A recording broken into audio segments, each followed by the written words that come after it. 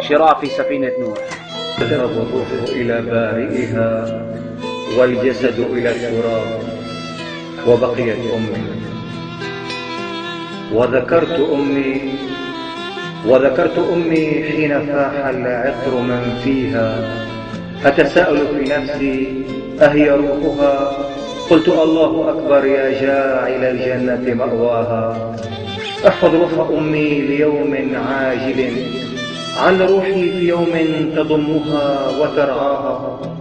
يا واضعا سرك في أضعاف خلقك، اغسل بالماء والبرد خطاياها. لم تكن في يوم إلا كما أمرت به، عبادة لله مثواها.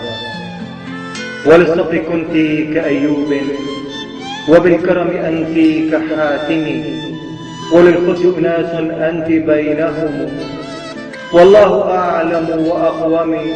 يا مالك الكون ارحم معذبة، فأنت اللطيف وأنت خير راحم.